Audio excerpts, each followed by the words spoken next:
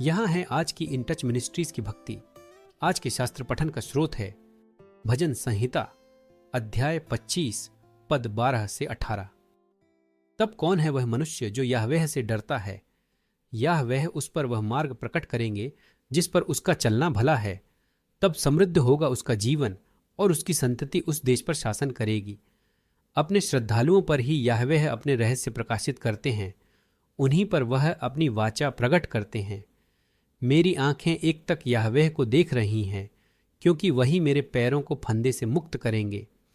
हे Yahweh, मेरी ओर मुड़कर मुझ पर कृपा दृष्टि कीजिए, क्योंकि मैं अकेला तथा पीड़ित हूँ।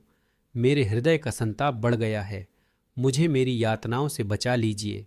मेरी पीड़ा और यातना पर दृष्टि कीजिए और मेरे समस्त पाप क्षमा कर दीजिए। परमेश्वर की दृष्टि में कोई व्यक्ति धर्मी कैसे बनता है?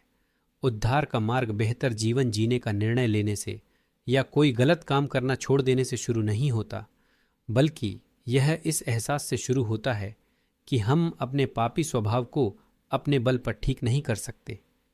अपने आप को धर्मी बनाना असंभव है। हमें क्रूस पर यीशु के कार्य पर निर्भर रहना चाहिए।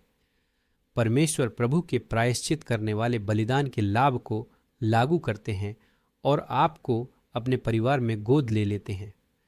आपके अच्छे काम और धार्मिक कार्य बदले हुए हृदय का संकेत हैं, पर वे उद्धार कमा नहीं सकते।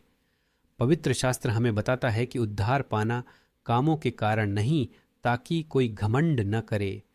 जब आप परमेश्वर के सामने खड़े होंगे तो आपके पापों की क्षमा पाने का एकमात्र तरीका यीशु के द्वारा है और कलवरी पर उनकी बलिदानी आपके स्थान पर दी गई प्रायश्चित करने वाली मृत्यु के द्वारा है।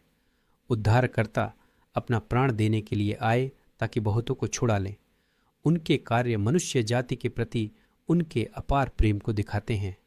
आपने चाहे जो भी किया हो, पाप द्वारा छोड़े गए दाग से आपको शुद्ध किया जा सकता है। जो भी अपराध आपको ज्ञात हैं, उन्हें प्रभु के सामने मान लें और उनसे फिर जाइए।